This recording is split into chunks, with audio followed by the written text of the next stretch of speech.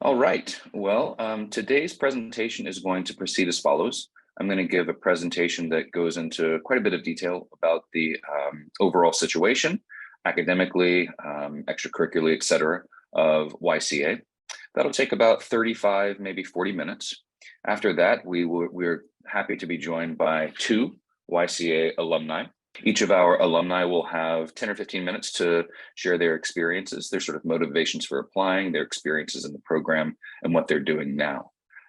Since this is a webinar platform, if you have any questions at any time during today's presentation, please feel free to type them into the Q&A function. We will either answer the questions directly in Q&A, or we'll indicate that we'd like to answer those questions live. So I'd like to get the big news out of the way at the very beginning. And the big news is that since the fall 2022 semester, student visas are open for Yenching scholars.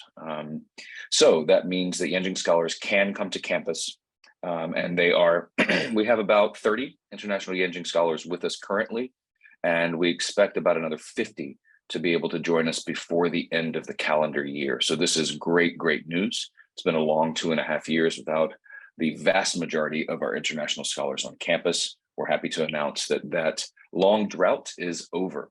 Now, that having been said, traveling to China is still very, very complex. Flights are limited, prices are high. There's pre-departure COVID tests, health codes, post-arrival quarantine, etc. But we are working with our international students as they're on their way here, and YCA is purchasing their flights for them to get here in a less financially painful manner.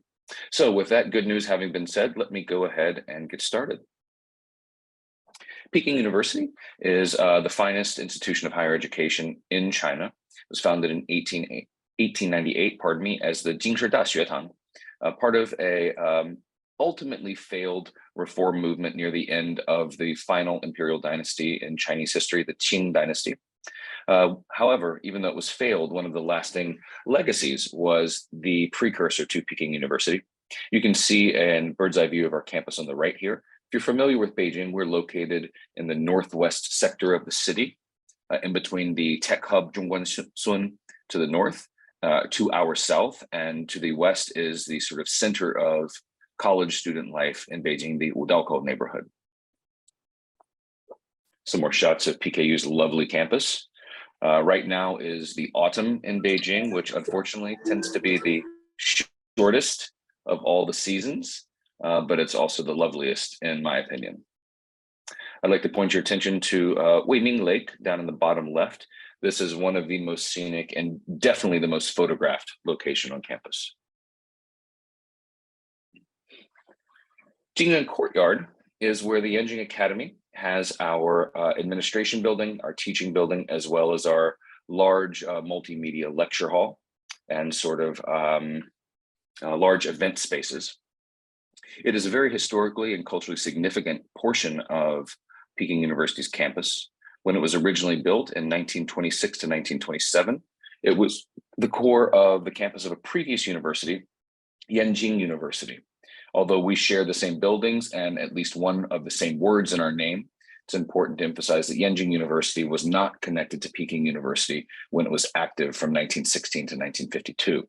When Yenching University closed, PKU moved from our former campus up to the campus that we all know and love today. It's really a beautiful place to live, to work, and to study. It's such a beautiful place to live that we now have an unofficial mascot. You can see the cat there on the left. Fengzhua has adopted Jingyan Courtyard 3, our administration building. PKU today has over 11,000 faculty members that are divided into 51 different departments and schools, plus 10 national key laboratories. This faculty, along with our dedicated professional staff, serve over 46,000 full-time students and over 4,000 international students. So what is YCA? Well, we are a 2-year fully funded master's program in China studies. We study today's China, how China has changed over the last several decades of reform and opening, how these changes have affected Chinese society, Chinese culture, economy, political system, multifaceted look at the domestic changes that have happened to China over the last several decades and how those changes are altering China's role in the world. Having run the, the admission system for 3 years now, and having had the great fortune to teach about 5 different courses to Yenching scholars, I personally attest that those who join our program as Yenching scholars are outstanding. They are interesting, they are interested in China, they come from different backgrounds, and they're definitely going interesting places in their lives and in their careers. We're also part of an interesting experiment of bringing the best practices of interdisciplinary teaching methods and research methods to the already very, highly structured system of Chinese higher education at the graduate level. And we're also part of defining what China studies as an academic discipline means, especially when China studies is conducted in, taught by the best professors at China's best university. And then this last bullet point, a catalyst for international dialogue, sounds like we're laying it on pretty heavy with this talking point. But when you have interesting classmates and colleagues from around the world, different backgrounds, nationally, culturally, religiously, professionally, and educationally, but all interested in better understanding China, you'll find that the readings you do in classes, the lectures you hear, the discussions you participate in, will lead to international dialogue, whether it's in the classroom, in the dormitory, or on campus.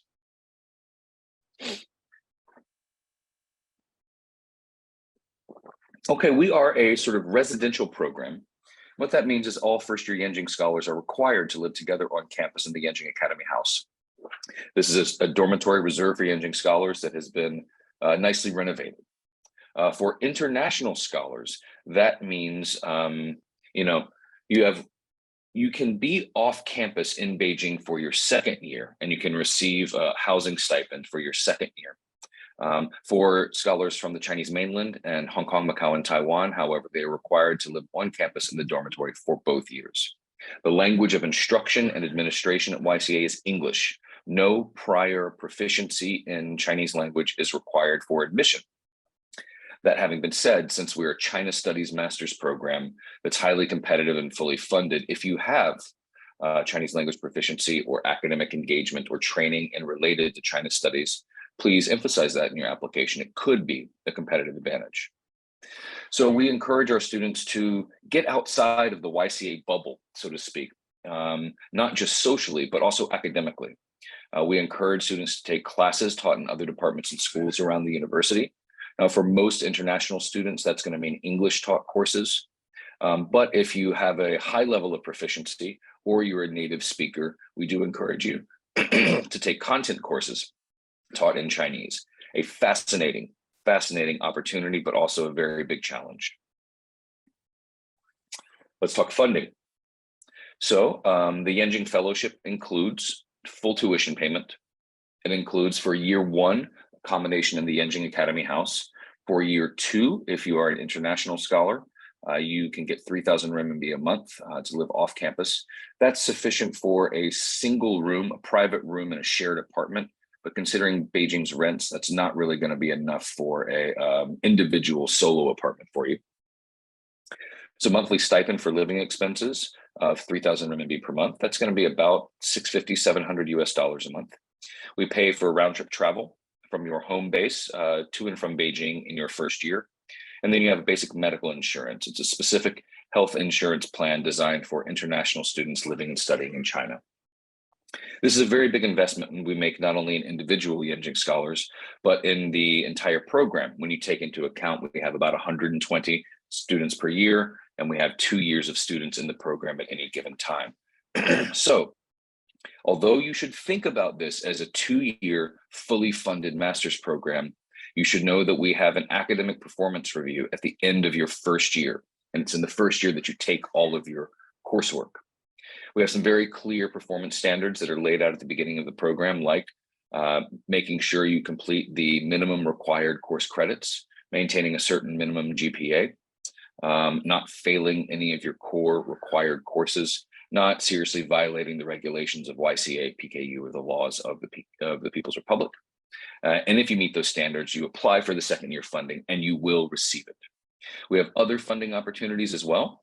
I think the most notable one in the first year is the Dean's Research Grant. This is a competitive grant for independent research for individual or groups of Yenching scholars. Second year, we offer teaching assistantships, office assistantships, residential assistantships, as well as opportunity grants, maybe to go present a paper at an academic conference. We might cover your travel and your living expenses, as well as a language enrichment fellowship. This is for continued intensive language study for international scholars. Generally, that's going to be Chinese, but not always. And for native Chinese speakers, that can be English or another foreign language. Okay, I'm going to need to spend a couple of minutes on this. Please look at these 6 research areas because they're very important to your academic experience here. Okay, I mentioned that we are part of defining what China Studies means within the system of degrees recognized by the Ministry of Education of China. This is how we've been able to fit China Studies, interdisciplinary China Studies, into their degree granting system. I think it might be what's called China within the disciplines, China Studies within the disciplines.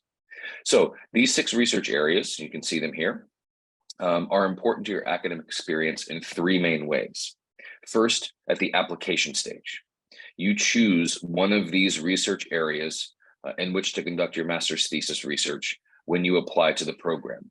And as part of our admissions review, we evaluate your academic training, your degree or degrees, courses you have taken, grades you've received in those courses, papers you've written. It could be for coursework, it could be for a publication, and any related professional experience or internship experience even, with an eye to evaluating whether or not we think you are prepared enough and reasonably set up for success conducting graduate level research at China's top university in the field that you have chosen. So, for instance, I think, what I'm not saying that you have to only apply to the research area for which you have a degree. What I am saying is if your degrees and your coursework in undergrad or perhaps your previous graduate study don't appear to be connected to the research area that you are choosing, then you need to anticipate that we'll have questions about that and try to address those questions in your application materials. For instance, if you are a comparative literature major, but you are applying for economics and management, well, that doesn't make a lot of sense looking at top line degree names. But perhaps you took a lot of courses, microeconomics, macroeconomics, statistical analysis, business management, just for your own interest. And you are interested in understanding the business of China's publishing industry. Okay, well, with that sort of description, that makes a lot more sense. And for instance, if you're applying for politics and international relations and you haven't, if you don't know some of the major theories of international relations, that will weaken your application. So apply for what you're interested in, what you love, but also please be strategic about it and know that we conduct this kind of academic review in the admissions process. Okay, second way this will affect your experience at YCA, choosing a thesis advisor at the end of your first year. You will need to have a thesis advisor who is an expert in one of the areas to which you're applying. So let's take law and society, for example. If you are interested in studying judicial reform in China in the last 20 years, well, then it makes a lot of sense that you should have a professor from the School of Law as your thesis advisor. But on the other hand, if you're interested in looking through a sociological lens at the changes to Chinese family structure in the context of the severe aging of China's population, well, then you'd probably want someone from the Department of Sociology, etc. And then finally, when you graduate, this is what will appear on your diploma. It'll say Peking University, Master of Economics, China Studies, Economics and Management. Peking University, Master of History, China Studies, History and Archaeology, etc. Give you a little bit of an overview of our core courses that all first-year Yenching scholars need to complete. In the upper left here, you can see China in Transition 1 and 2. This is a year-long, 2-semester interdisciplinary look at contemporary China. The fall is structured in large lectures plus smaller breakout discussion sections, and it's co-taught by a team of top faculty at Peking University. We essentially have modules on Chinese politics, Chinese economics, Chinese society, etc. China in Transition 2 takes those same professors who co-taught the fall semester, and then they give you a full course that is connected to their research expertise and takes a more in-depth disciplinary dive into understanding contemporary China. So if you were interested in the Chinese economics module, you would choose one of the professors from that and would take a course that looks at economic analysis of China, and under the guidance of the professor, will design and carry out a field research project in broadly connected economics. So that is also designed to give you some on-the-ground experience of field research in China before your master's thesis research in year 2. The field study is a required course. It builds up to a week-long trip outside of Beijing, where all Yenching scholars, our faculty and staff, go to a different region or a different city around China and understand the geography, the ecology, the history, the culture, the economics, the political system, urban planning. It's a multifaceted look at a region outside of Beijing. It is an intense travel learning experience, but building up to it, you have lectures, you have assigned reading, sometimes films and documentaries to review, to prepare yourself for the trip.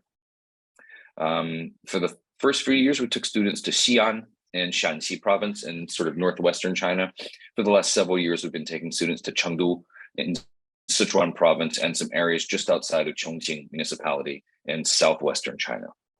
In the Topics in China Studies lecture series, we bring in leading figures, either at Peking University, academics, or in broader fields related to China studies. They could be business leaders, diplomats, officials, artists, you name it.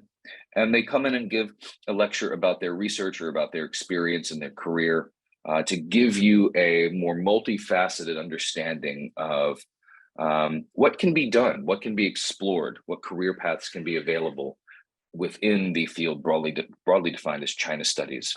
So I hosted a China studies lecture last week. It's a really fascinating lecture by an assistant professor in the School of Government at PKU, looking at the political and economic negotiation that took place in determining where and when high-speed rail networks were going to be built over the last 20 years in China. So he was taking a political science perspective, and his key theoretical concept was localized bargaining. Fascinating lecture that really brought a lot of depth to what anyone who visits China and has the good fortune of riding on one of their efficient, fast, high-speed trains, a massive, massive infrastructure project. And he gives us an inside look at how it actually happened. Tomorrow, I'm hosting another Topics in China lecture series from Professor Cheng Le-song, who is an expert in the intellectual history of the Han Dynasty. So this is about the 400 years before and after the Common Era, as well as early Taoist intellectual and religious thought. So with those two, you get a sense of just how different our Topic in China Studies lectures can be. Then academic writing is a course that all Yenching scholars take. We bring in different PKU professors to give you some guidance and a sort of step-by-step process for conceptualizing, designing, carrying out a master's thesis research project, analyzing your data, drafting and defending your thesis. All international students are required to take Chinese as a second language, unless you have completed within the last 2 years the HSK level 6 test and have passed it. If so, you can then place out of Chinese as a second language courses. However, you are required to fulfill the same number of course credits, and we encourage you to do at least one course taught in Chinese in a different field. Here are the half of the electives taught by YCA in the 2022 to 2023 academic year. Couple of things I want to point out. So these are basically economics and social sciences, and the humanities are on the other slide. Two important things to point out. Although these are in columns that are entitled Politics and International Relations or Law and Society, you are not required to only take courses within the research area that you applied to. In fact, we encourage you to take courses outside of your research area.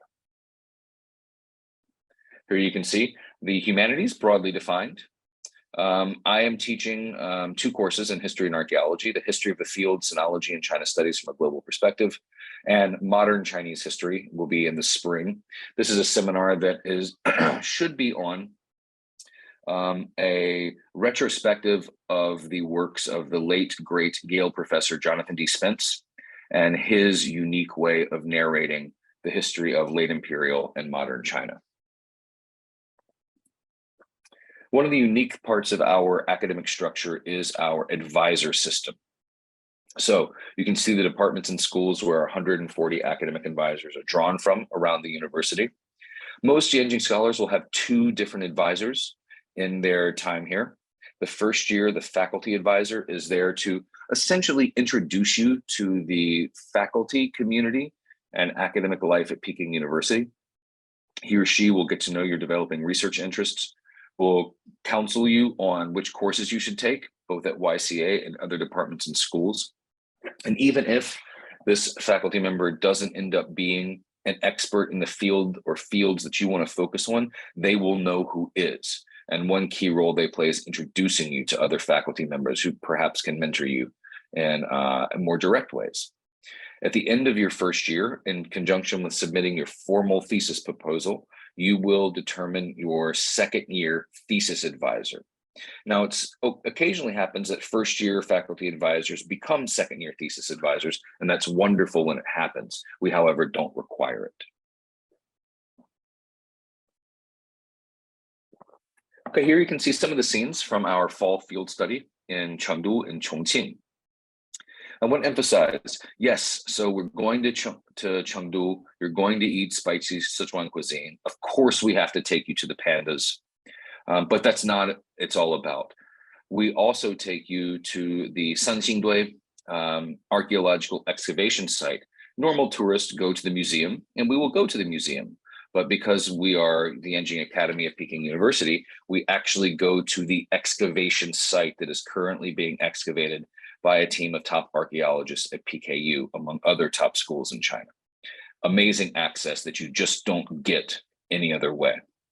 We also go to an unmanned aerial vehicle firm. We go to a fascinating firm that has a early warning system for natural disasters like earthquakes, floods, landslides. So it's really an interesting look at the different aspects of life, society, and the economy in Chengdu. This gentleman you can see here directly underneath the panda, Professor Cheng Le Song, is the Topics in China Studies lecture series tomorrow that I'm hosting. The Springfield study, this is part of China in Transition Part 2. You can see that scholars over the pre-pandemic years went to many different regions around China for site visits and field research. In addition, we encourage all of our elective course professors to integrate site visits and field research whenever possible and appropriate in their courses, all funded by Yenching Academy. Our good colleagues in the Student Affairs Office has also been continuously offering more support for career development for Yenching scholars. Here you can see a sharing session with at least a few Yenching alumni in different careers, generally at the early to middle stages of their career. We've also just implemented a professional advising system where you mutually choose an advisor who generally based in Beijing, just for convenience sake, but from different fields and different career paths. You can meet with them, learn about their experience, get help and advice in applying for a job, and perhaps do some professional shadowing. And after graduation, Yenching scholars are very successful, going on to interesting things in the next step in their either academic or professional careers. About 20% of Yenching scholars go into further graduate study, most of them at the doctoral level, but some to law school and even to med school. You can see some of the top universities that they've been to after graduation. Georgetown's on there, Gary, represent, go Hoyas. We also see some of the international organizations, consulting firms, et cetera, that Yenching scholars have moved into the professional phase of their career after graduation. The Yenching Global Symposium is our key flagship extracurricular event. It is a highly competitive, student-designed and student-led international China Studies conference. You can see some of the themes that were designed and carried out by students in the first 5 years of YCA. Last year's, or I guess this year, it's last academic year, but still this calendar year, the 2022 YGS was dealing with the issues of globalization and counter-globalization, the apparent reemergence of national power interests in a globalized world. Very, very fascinating. The last few YGSs have had to be online. We hope that we can return to in-person Yenching Global Symposium in 2023, but we just have to see. Student visas are open. Tourist visas are not. So there, we would need to see a little bit more relaxation in terms of entry requirements into mainland China before we can feasibly return to an in-person YGS. I want to emphasize that the Yenching Global Symposium started out in 2016 as a few Yenching scholars brainstorming about what they might be able to use the platform of Yenching Academy for.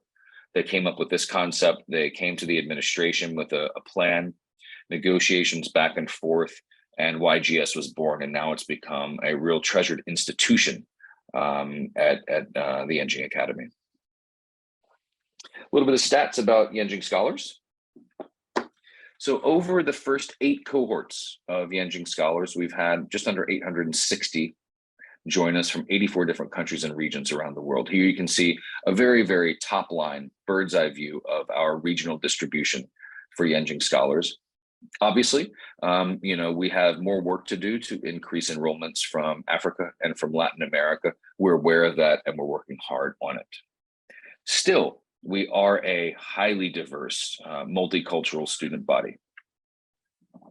Over the first 8 years, these universities you see here have placed the highest number of graduates into YCA.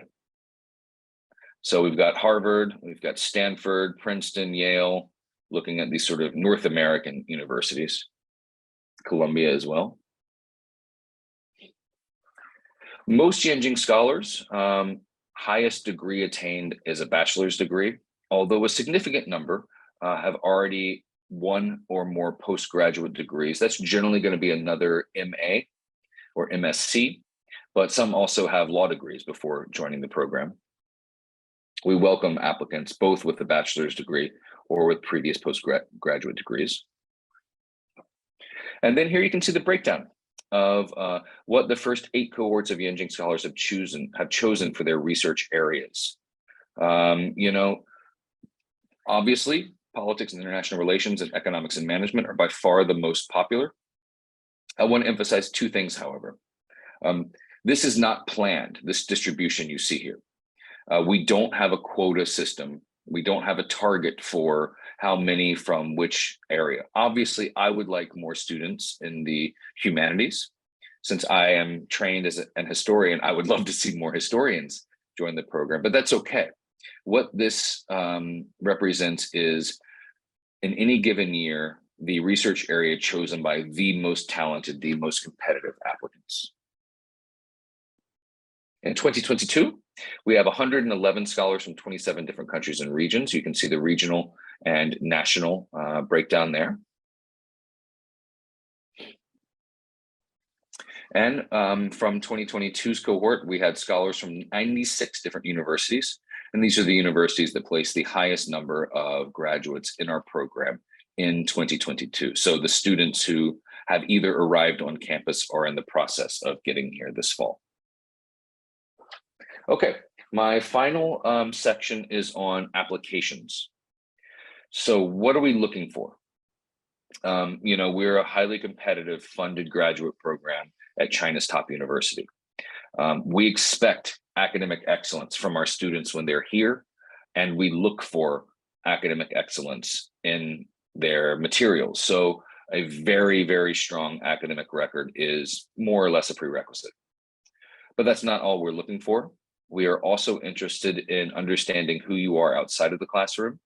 So if there are extracurricular activities that are important to you, to which you've dedicated a lot of time and maybe has shaped who you are as a young individual, we want to know about that. Are you an artist, a musician, an athlete? Have you started your own company? Are you committed to improving people's lives in the communities around you? These are things we want to hear about to get a better sense of who you are, but also to potentially understand how you might contribute to our program once you arrive here. Okay, because we're so multicultural and diverse as a student community, we look for and value students who have a demonstrated interest in and commitment to understanding people from different cultures, to cross-cultural communication, to multiculturalism in general.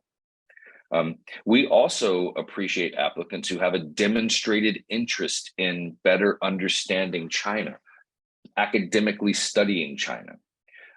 Now, if we like the fully formed China nerds coming out of college who maybe have majored in East Asian languages and literatures and a minor in economics with a focus on, China's economy, or someone who studied history and Chinese language in undergrad and is planning on becoming an academic. We want those kinds of students, but you don't have to be that kind of student in order to be considered. We also want students who have excelled in other academic fields or perhaps other economic or other professional endeavors. But at this point in their careers, realize to get where they want to go, they need to better understand China, and they hope to utilize YCA as a platform for starting their formal intellectual engagement with China studies. So maybe someone has studied tech or AI, and you realize how big China's AI is currently and the prospects for it getting even more influential. You already know a bunch of the tech and the ethics of AI, but you don't know about it in China. That is a perfectly good reason for wanting to come to YCA to better understand a field you're already trained in and have experience in, but seeing how that field has grown and developed and what its prospects are in China. That's also a very convincing application portfolio. And so we welcome students like that as well. And just like any grad school application, you need to give us a well-articulated rationale for why China, why YCA, and why you. Okay, so we essentially have three different sort of application processes, and they are arranged regionally in essence.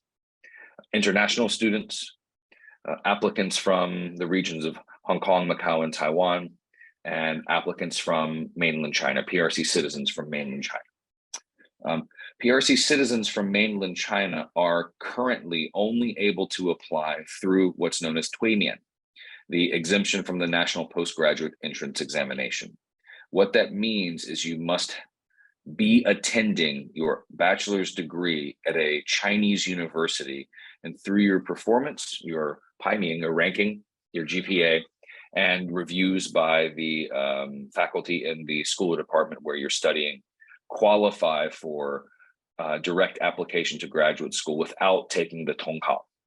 Unfortunately, PRC citizens who have attended their or are attending undergraduate programs abroad are currently ineligible to apply. International students will apply through our application portal at yenchingacademy.pku.edu.ca. Applicants from Hong Kong, Macau, and Taiwan apply both to our direct application portal at the Yenching Academy's website, but also must apply to a separate application by the Peking University Graduate School that's specifically for what we call HMT applicants from those regions, Hong Kong, Macau, and Taiwan. The minimum requirement for consideration to enroll in 2023 is completing your bachelor's degree by the end of August of next year. Essentially, you can't go to grad school unless you've already finished your bachelor's degree.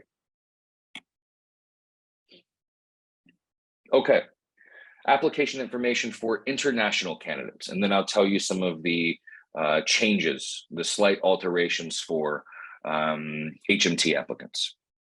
So if you are a direct applicant to our program, as in you are not a student or an alum of one of our partner universities, and our partner universities are listed on our website, please check.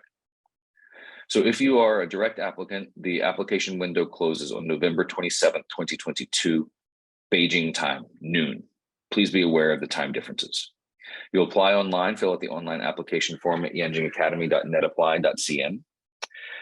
If you are not a native speaker of English and you are not studying or did not complete a degree program, bachelor, graduate, what have you, at an English taught university, then we will need to see a certificate of English proficiency, IELTS, Cambridge, TOEFL, etc. We need to see certificates of enrollment if you are currently enrolled, an official document from university registrar, and diplomas from all institutions of higher education from which you've graduated. We know a lot of students apply in their 4th year of their undergraduate program, so you're not graduated yet, no problem. When you graduate, if you're accepted, then we will need to see your diploma. So a certificate of enrollment from your registrar will be fine.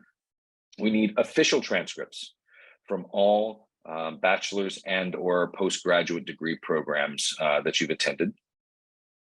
We need a personal statement in English, 750 words. This is your standard grad school application essay. Who you are, why you're interested in China studies, why you're interested in Yenching Academy, what you can contribute to the program, where you're going in your career, and how you think we can help you achieve that. And we have the statement of research interest.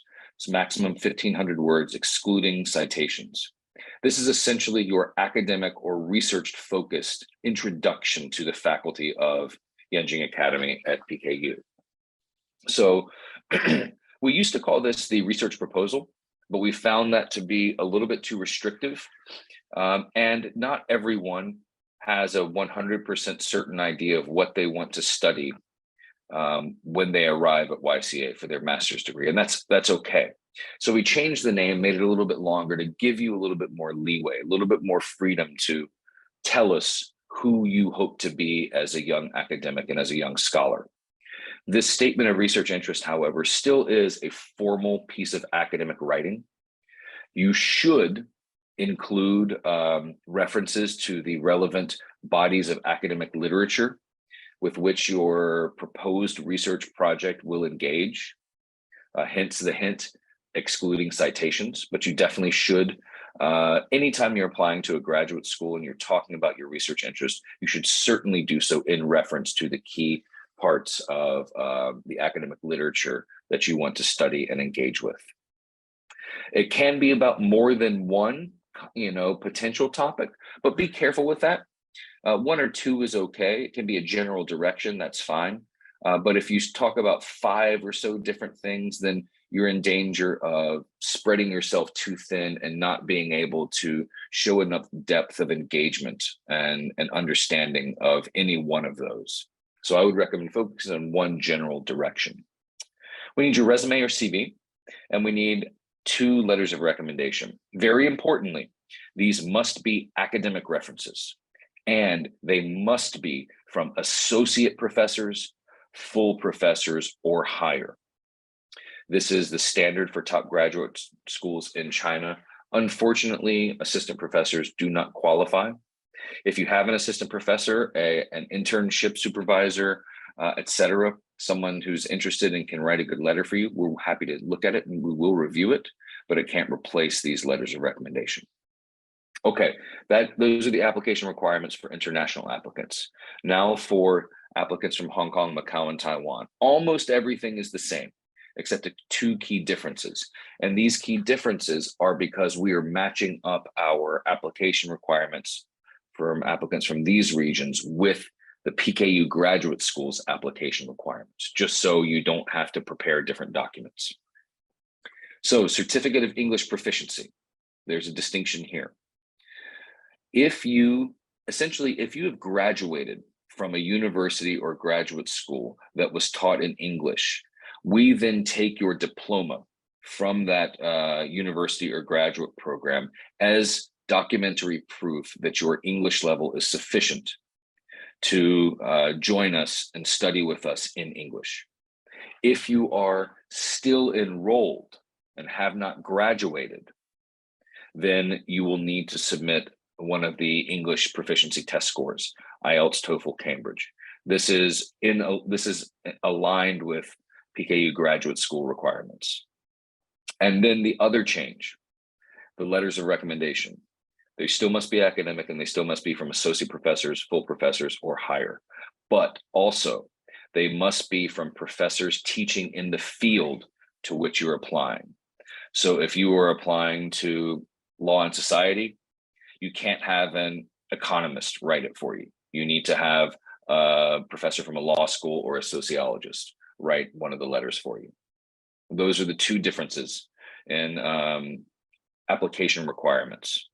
And remember, HMT applicants apply both to YCA and to the portal for Peking University Graduate School's HMT candidates. The deadline for that will be set by Peking University.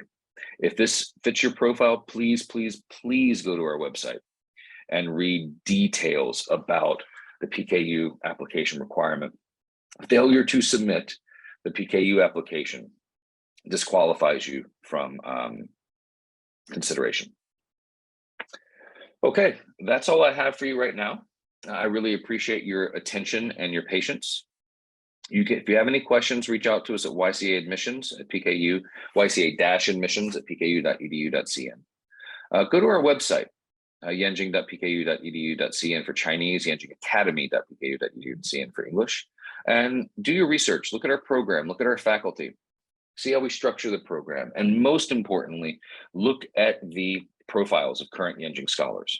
I think this will build your confidence. You'll see that we aren't looking for one type or category or profile of applicant. We're not a one-size-fits-all program. We're not looking for a one single profile of an applicant. I think you'll see that not only are we diverse culturally, nationally, regionally, but also in terms of different levels of engagement with China before they come to YCA, different academic focus, different professional experiences. And then you can find us on all the standard social media, Twitter, Facebook, Instagram, LinkedIn, and WeChat. All right, well, thanks for your patience and for your attention. I think by order of, I will say, seniority in the point at which someone graduated, but not making any other claims to seniority, I think we're going to hear from our illustrious alumna, Natasha Locke. Natasha, the floor is now yours. Great, thank you so much, Dr. Haas. And I'm so excited for the next cohort being able to get to China. That's fantastic news ahead for Yenching. So, are you guys all able to see my screen? Yes, it's good, thanks. Fantastic, fantastic.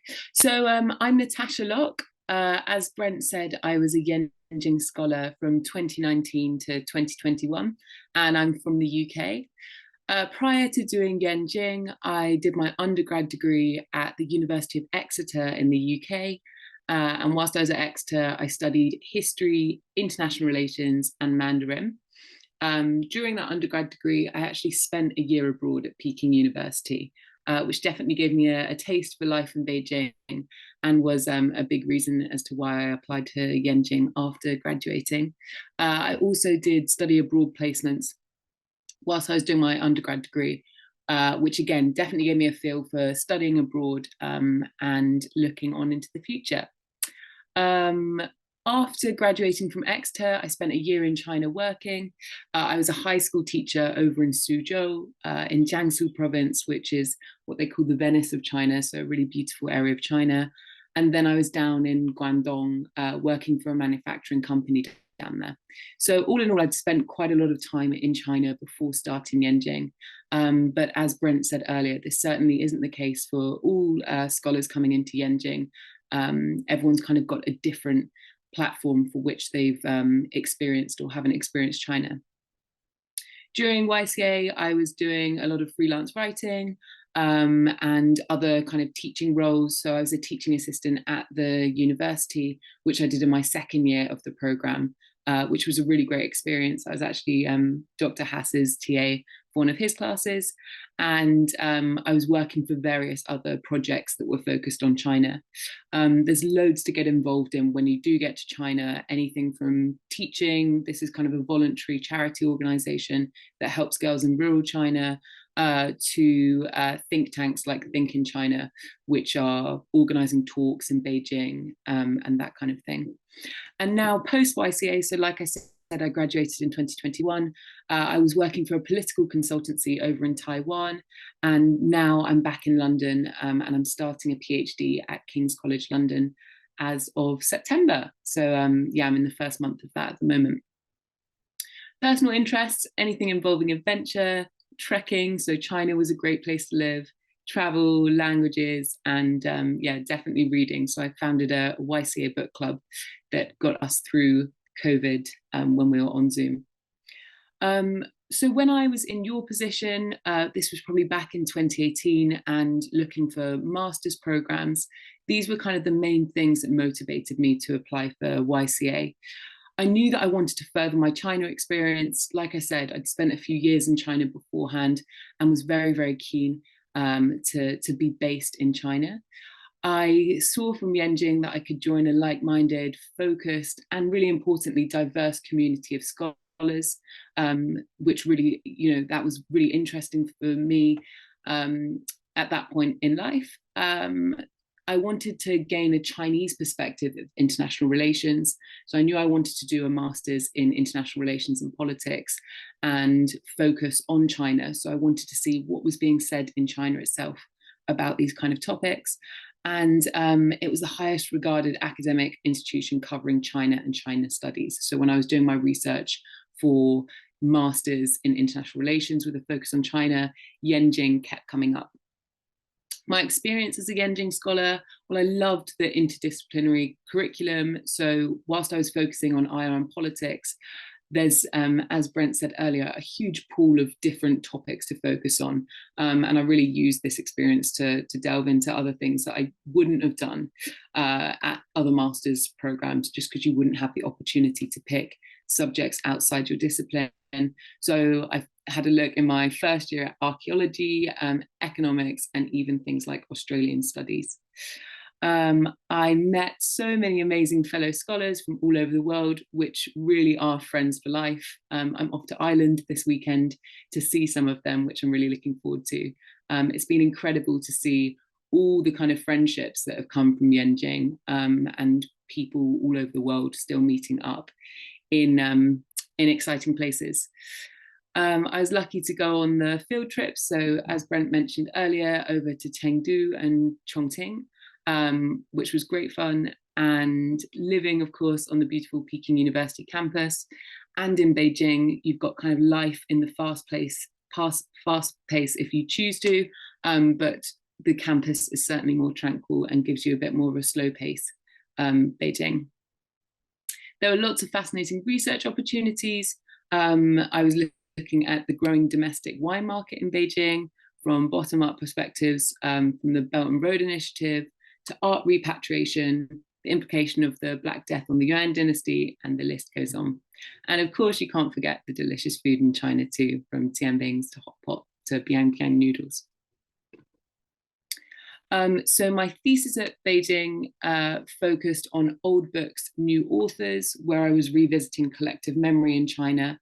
And this is something that I'm actually taking on for my doctoral studies too. So my thesis that I did at Yenching certainly provided a really, really good ground for going on to doctoral studies. As Brent said, quite a few scholars go on to do doctoral studies, and it's great to kind of have your classmates focusing on things and have conversations about what they're focusing on and where they're taking it in their next steps. But these are some of the other essays that I was writing whilst I was at Yenching, which I think really shows the diversity of the curriculum there. So my suggestions to prospective students. I think these are some of the things that you need to be thinking about at this point when you're making your application. You need to think about why China, pinpoint what you want to research or learn and why you need to be in China to do that. You need to think about why China now. Maybe this should be on a personal level. Why China for you now? Is it about the language learning? Is it about the perspective that you want to draw? Is it about the adventure of living in a new country? But also thinking on an international level.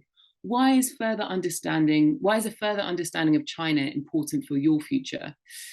As we all know, China's rise is unprecedented. So there's many opportunities, and this is something to definitely consider when you're thinking about applying for Yenching. You need to be thinking about why the YCA program. So look on the website, speak to former Yenching scholars, reach out to people on LinkedIn. So you should be thinking about, what is the program going to offer you and how can you demonstrate that this is the right program for you in your application? And also why you explore, like I said, previous scholar profiles on the YCA website and make your case for what you could add to the next cohort of YCA scholars. I think there was about 125 students when I was studying for my cohort.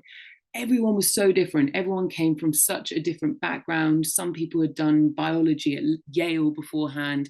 Some people had done Chinese at SOAS. Some people had never been to China. Some people had spent their whole life in China.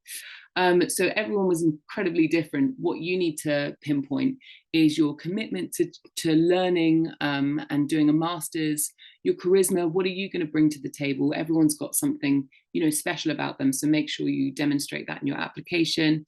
And why China? Why is it the need to be in China? And what is it about China that's interesting you for your master's degree? So think of these as kind of the 3 C's, as I say to people who are applying for the program. So best of luck. I hope you decide to join Yenching. I hope it suits you. If you have any questions at all, feel free to reach out. I think at this point, I will stop sharing screen and hand over to Michael. Thanks, Natasha. Thanks very much, Natasha. Great presentation. Nice to meet you, everyone. My name's Michael, and I'm from the UK, and I am, like Natasha, also a ex-Yenching scholar. And today I've just got 3 slides for you. The first slide will talk about my journey to Yenching. Then I'll move on to my experiences at Yenching, and then I'll conclude with some suggestions for when you apply. So in terms of my journey to Yenching, I read politics at Warwick, and then I studied law at the postgraduate level. And what I'd like to say at this point in time is that, as Professor Haas said, it's absolutely okay not to have studied an explicitly focused China studies degree. And it's equally fine to have applied with a first master's in hand as well. But prior to joining Yenching, I also worked for a couple of years. That work experience kicked off with an internship in the civil service. I also spent time working on projects outside of work, such as leading the London chapter of the Young China Watchers. And I then spent 2.5 to coming up to 3 years, again in the civil service, working on international trade, infrastructure, and financial markets. So that's what took me to the Yenching Academy. And if I could just say a few words about motivations, well, for me, it was very much, as was the case with, as Natasha just said, about meeting fantastic, exciting, inspiring people that, like you, share a curiosity about China.